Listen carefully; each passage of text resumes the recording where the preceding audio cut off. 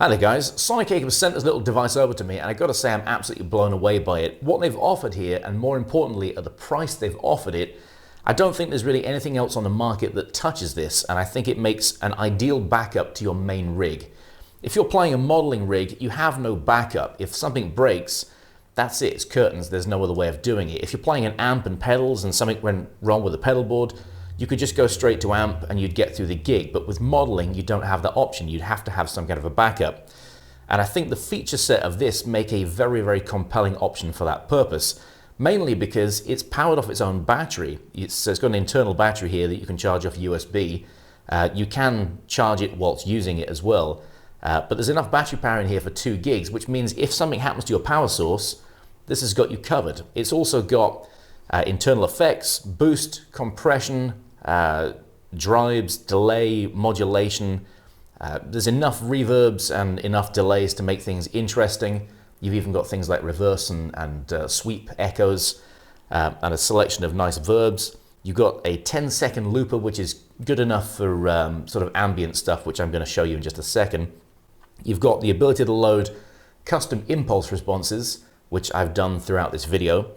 You can also load NAM captures, and that's really interesting because that opens things out quite a bit. NAM, for the people that don't know, is open source capture technology. So you could theoretically capture your own amplifier or your own modeling device and load it into this. Now there's going to be limitations in processing power. You can't run a NAM capture at the same time as an impulse response, for instance, and I'm not saying that the captures are going to be played back at the highest quality, not as high as something like a quad cortex, for example, because obviously there are limitations in processing power, but the fact that it does it at all is pretty incredible. So if you had complete captures, you would still be able to get a usable sound. And that really is the whole thing about this video, is that these are usable sounds. It's not necessarily going to be as good as these units that cost a couple of £1,000, but if your unit broke, you would get through the gig with this and you'd still earn your money, which is a huge win. So this is basically a £49 insurance policy, and just think about how much they're offering here for that sub 50 quid price point. It's absolutely incredible. Now, one of the things I like about this particular unit is the fact that you can control it just with these 3 controls here, as opposed to having to sync it with some kind of an app. Now there is an app and you can sync via Bluetooth, but I'm just going to show you how you might edit something without having to use your phone. So this is my basic lead patch, Ben 1 here. It's got a slap echo and some drive and my custom IR. So to edit, you basically just press this button down for a little bit longer period of time, and you're immediately on the effects. Now you can also access global settings, the drums, and the shutdown from this menu, but I'm going to hit this again, and that takes us into the effects editing menu, and you can use these 2 foot switches or hand switches to scroll across this bottom line. And there's a little arrow thing here that you may or may not be able to see that tells you what it is that you're editing. So if I go to the amp section, then we just use the value volume knob to scroll across the top line to the parameter that you want to change. So you've got various things on here. I can't really see because the light's shining, but so I'm on the presence right there. So if I wanted to adjust the presence of the amp, you basically hit this button, and then I can change the parameter. And that's that. You don't have to press save yet. You're going to do that when you come out of the edit. So there's various other things that you can affect here. You've got your impulse response as an EQ block. There are 2 effects blocks, one at the start of the chain, one at the end, but you can customize the position of them. What you can't do is customize what the node does. So you only have 1 delay block and 1 reverb block per patch, as opposed to something like the Matchbox 2 Pro, which allows you to completely customize the node. So this is more similar to the original Matchbox 2 that I reviewed probably nearly a year ago now. So if I wanted to save whatever I've done here, I basically hit these 2 buttons at the same time, and what that does is takes you back to the home screen regardless of what you're on. So you just hit that, and it says, do you want to save this? And I don't, because I like the patch as it is, so I'm going to go to cancel. And there you are. So the little star is indicating that I've made some kind of parameter change.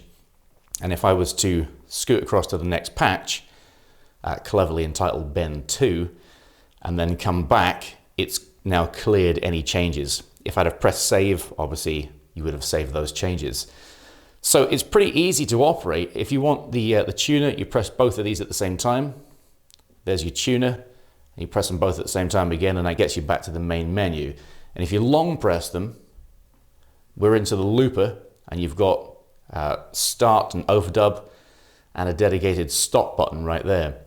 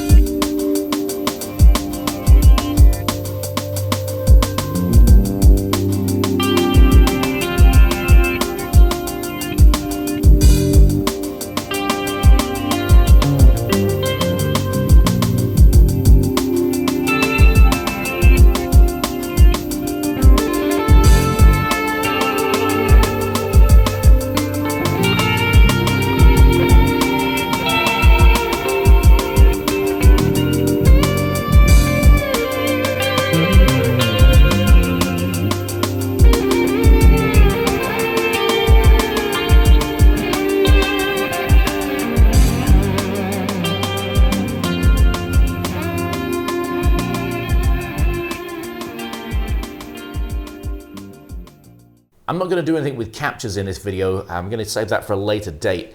I want to capture my own amplifier. I used a deluxe reverb capture from Tone 3000, which was originally called Tone Hunt, for the clean part in the intro jam. But I want to capture my own amp and then play that back through this. So that's going to be in a future video. I just think that this is an incredible device for the money and well worth checking out. There are so many features here. It makes sense for a home user as well. The fact that you can actually use this as an interface, it's got a headphone out on it. You can Bluetooth it to your phone and stream things through your phone into the headphones for silent practice along with a track. They've really thought of everything. And yes, it's a little plastic enclosure, but it's quite solid. The switches actually feel pretty good. You maybe could foot switch them, but I'm not doing that myself. I just leave it on the table and operate it by hand.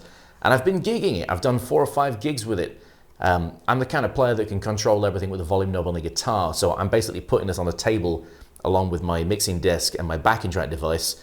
And I just switch it before I start the song onto something that's relevant for that song, and then control it with a volume knob. And it's good enough. The tuner is very good. It's not skittish.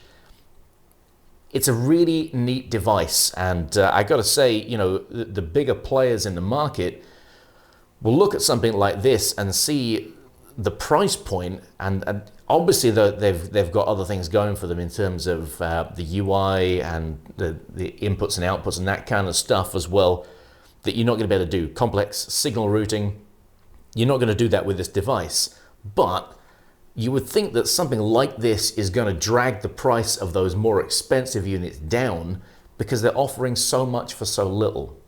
Anyway, I want to thank Sonicake for sending this over to me. I really dig it. I will be back for a future update to do with the captures at some point.